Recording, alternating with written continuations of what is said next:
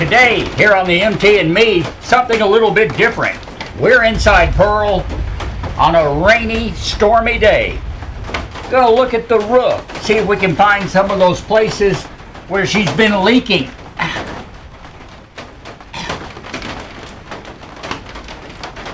Something tells me we're not gonna have to look very far.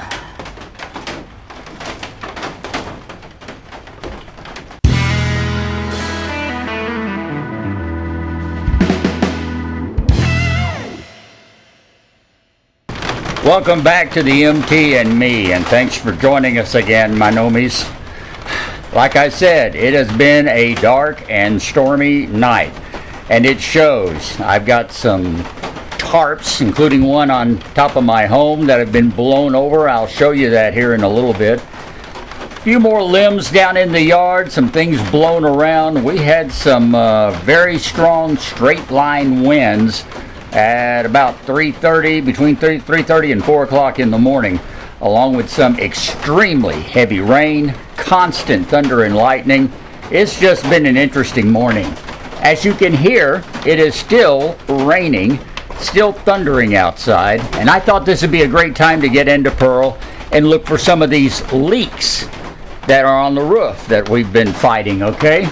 This is where the refrigerator vent used to be. It is currently covered by a piece of plastic and a piece of metal with a cinder block on top of it. And as you can see, it is still leaking all around the edges here where this wood comes in. But we do have a couple of just open holes as well. And so that could be what's going on underneath this wood. I'll have to pull it out to see. So that's one of the major leaks. I actually have a coffee can down here collecting the water, but not doing a very good job of it. If you look in this big vent, I say vent, it's actually where the air conditioner went. It's a little wet around it, but I have this part of the roof propped up. As you might be able to see, it's on a jack down here. And so it's pressed up, and this 2x4 is kind of keeping it right all along the center line, right in the middle, so that it's keeping this pushed upward a little bit, hopefully so water will flow off.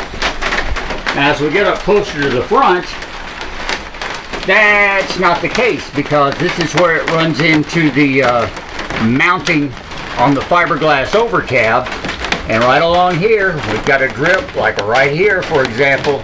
There's water leaking through, and there's a couple of other places along that connection where we've got leaks. We have several places here that are covered up. This is where the TV antenna was. So that hole's covered up. There's a couple of holes around it that are leaking just a little bit, but that's not too bad. Another hole right here where a vent went in, it's covered up, and it does not appear to be leaking. A couple of holes right here.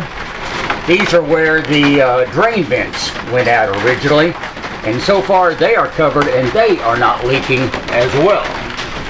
As we move on to the back of Pearl, here again, I've got it braced up a little bit, and although I don't really have that many leaks along here, there is a little bit of dampness where it's seeping through. Remember this is the foil tape that we sealed the the rain gets louder here. The foil tape where we sealed the two seams where this metal roof is put together.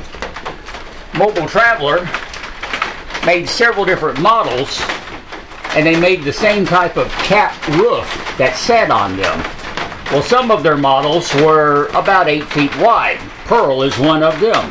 Some of the other models were only about 7 feet wide, and that way these two halves of the roof could be put together right in the middle on those. Whereas on the larger models like Pearl, they inserted this piece, which is about a foot, maybe a little bit over a foot, to bring the whole roof together to give a wider, for the wider body RV. Stroke of genius, but it did make a weak point that leaked. So we've got that all sealed up, and the good news is it seems that that tape for the most part is holding pretty well, as long as we can keep water from pooling on the top. And that's tough because this aluminum top sags down. You can see right there where it's easy to push up, and especially right here along the very back, I've got water pooling right in this area where it's sagged quite a bit. That's why I want to get metal plates to put in between the aluminum and this framework to give it a little better support. Well, that's neither here nor there. For now, we're looking at leaks. Nothing else, you can always look at the floor and you can see the wet spot there near the front. That's under that area right where the cab over and the rest of the roof meet. That's where that leak is. Where I'm standing right here, I just felt a drop on my head. It's a little wet right around the bottom. I actually have this old wading pool in here to capture some water, and there's a little bit of water in it that it's captured from this area right through here. There are one or two places in here. This is another place where, as you can see, the roof is sagging, and so water collects, and it will eventually seep through around this tape if it just pools up and sits there. So that can be a problem too. Everything else seems to have weathered the storm pretty well. Got a little plastic that's fallen down right there. We can get that taped back up though. So, for the most part, it seems like Pearl made it through, but now we know the few places that we really need to work on for leaks, and that basically is going to be right up there across the connecting area between the metal roof and the fiberglass cab over. And I've known all along that that was a weak spot because a lot of the sealant between them is starting to break down. And the other place is right here, this area, this cutout for the refrigerator vent originally. So, bad leak here. This is one of the holes that is eventually going to have to be completely covered up with metal because I'm not putting a vented butane fridge back in. So this is not going to be used anymore ever again. Therefore, I can cover it with metal, secure it, and that way it'll be sealed up for when we do cover the roof of Pearl completely, which we are going to do. Try to get maybe one of those vinyl kits and give her a complete new roof because she certainly needs it. And that, of course, will take care of all the leaking. I'm just worried about taking care of it until we reach that point. Exactly when we might get to that point, I don't really know. But in the meantime, I'd like to keep it a little drier in here, just so we can prevent any more damage to the wooden floor than has already occurred, as well as anything else inside. So, now I know the trouble spots. That'll give me something to work on. Not today, because it's much too wet. In the meantime, let me give you a little cursory look around the yard following the storm. As you can see, there's a few additional limbs that have been blown down out of grandfather oak. I tell you what, you see that pile? Those have all come out of that tree in the last 8 months to, well, not quite a year. So I got a feeling he doesn't have a whole lot of limbs left to fall down. At least I hope not. What else we got here? Okay, it blew over my sunscreen against Pearl. Oh, it blew down Pearl's MT and Me sign. That's that's not unusual. It wasn't really attached to anything. So, let's pick it up out of the water. And we'll just stand it up there for now. There, almost as good as new. And if you look out to the street, I may have to get a little bit closer to make it evident, but you can see that there's all kinds of leaves and limbs and tree parts up and down the street here. So obviously there was some rather strong winds come through.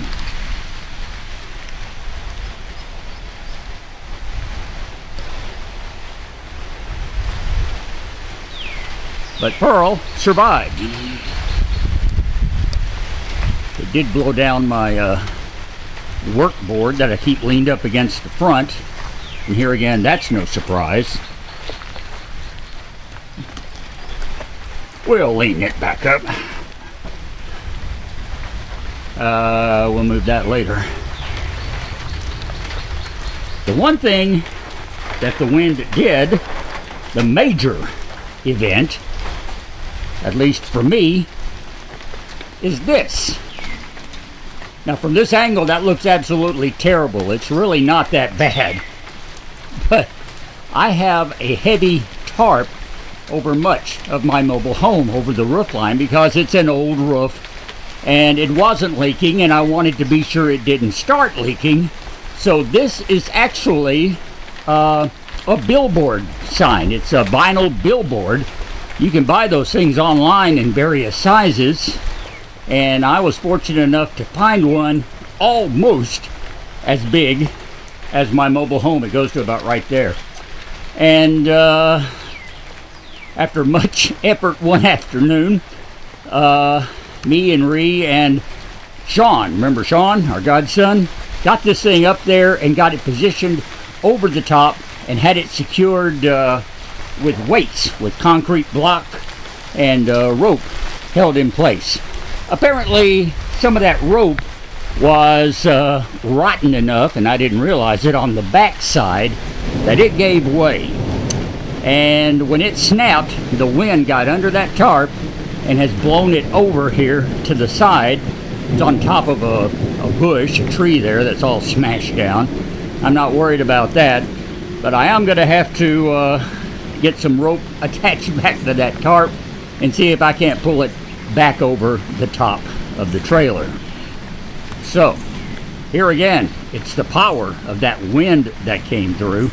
According to most weather reports, there were possible straight line winds of up to 60 or 70 miles an hour associated with this storm that came through overnight.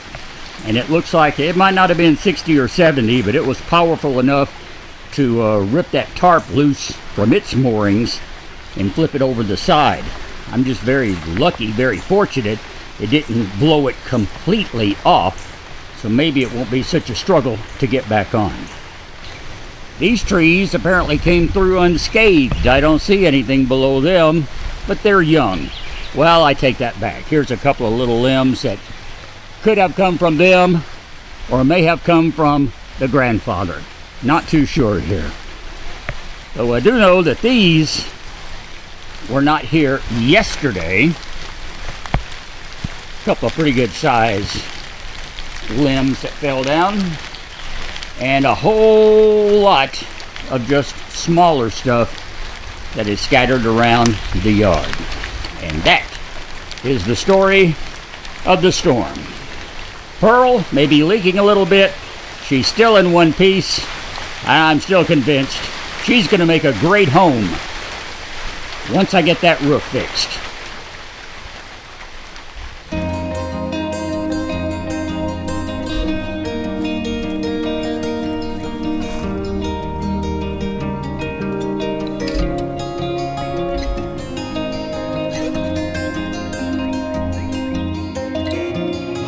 These gardenias smell so wonderful. I love this time of year when that bush is in bloom. Well, as you can tell, it's a few days later now, and the storm is long gone. It is certainly not forgotten. Let me tell you a little bit more about this storm. What I had here that you saw with the tarp and everything, which I still haven't fixed, by the way, We'll get to that. But that and a few limbs down, that's extremely minor compared to what this storm did. The National Weather Service, a few days later, was in town to inspect our area, and they said it was not a tornado, but it was straight line winds of, get this, 100 miles an hour or more that came through in association with this storm. 100, that's hurricane force winds in South Arkansas. Come on, give me a break. So anyway, it knocked out electricity to this entire city. The entire town was out. With the exception of me, I never lost electricity. My little leg right here in a few other isolated areas, but 99% of the people lost their electric power, some of them for 3 days or more, because the damage was so widespread. It wasn't like it just knocked out a main power line. No, it knocked out a bunch of little individual lines all over the place. And so our local electric company really has had its hands full, and my compliments to the Entergy linemen for working 24/7 plus some for about 4 days straight to get the power grid back online. Here and in our neighboring towns, Hamburg, where we go for the Armadillo Festival, it was completely out over there for about 3 days. To the north of that, a smaller community called Fountain Hill also out, and over in the other part of the county on the eastern side, communities also did several days without power. And this is hot, muggy weather, so no power means no air conditioners. A lot of people suffered through that. A lot of people lost a lot of food that was in the refrigerators and freezers, because after, a day or two, then you're going to lose all of that coolness, and you have no choice but to throw stuff out. So my heart's out to all my fellow nomies here around this area who suffered losses. A lot of people suffered even more losses. Several houses found huge trees on it. I saw in the last few days trees, some of them almost as big as grandfather oak here, that were blown over, literally. And they might, if you were lucky, they were laying in the yard. Most of them caught the corner of a house or landed on a car, or in some cases, a couple of houses had trees just smash right into them. Now, remarkably, no one was injured. There were no injuries at all as a result of this storm, but a lot of property damage. Our county judge has declared an emergency because of it, and currently they're trying to seeking statewide emergency funding to help with the relief for those people who suffered losses. But this was one heck of a storm that came through, and the last few days have been extremely interesting in these parts because of that. Now I'm happy to say that as of today, almost everybody has lights and air conditioners back on, and the cleanup is underway and the recovery continues. So yeah, we'll bounce back from it. But it was a heck of a storm. What I showed you here was just a very, very small, minor, and I do mean very minor example, because I didn't suffer any losses whatsoever. Like I said, my lights didn't even go out because of this. So I consider myself extremely lucky. Some people were not so lucky around here, and my heart goes out to them. But anyway, that's the complete summary on the storm. Now, in our immediate future, I'm going to have to get that tarp back on top of my mobile home. So I'll have you along to do that probably in the next few days. I also want to do a package opening for you before we go here, because I got something else for Pearl, something I've talked about. At least I hope that's what it is. It's in a box that's come about halfway open. Let's see. Yes. This is a transmission filter and the gaskets. There are two of them, because I think there's like a minor difference, and one of these gaskets will fit, the other one won't. But these are for the Dodge or Mopar 727 transmission, automatic transmission that's in Pearl.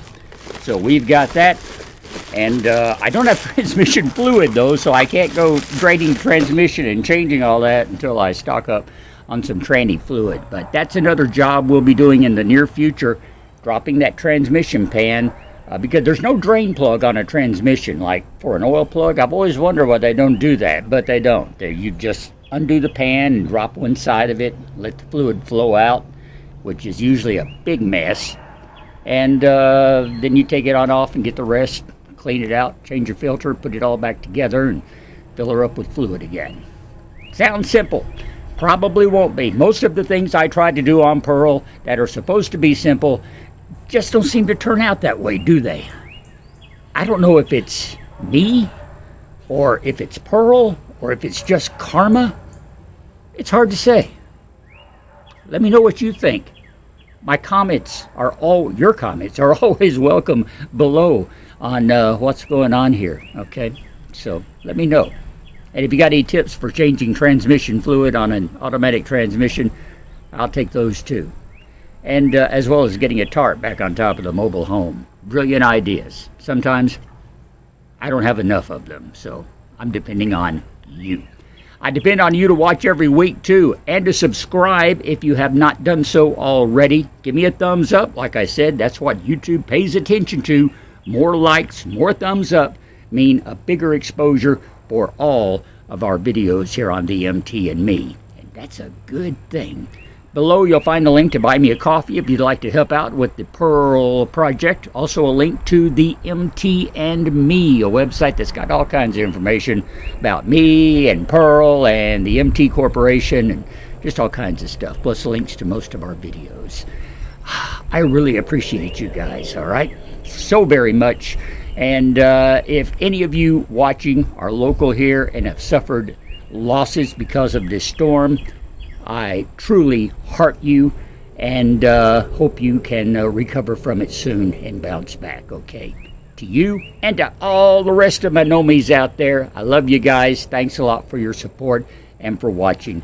I'm Russ, and we will talk later. Take my stuff and go.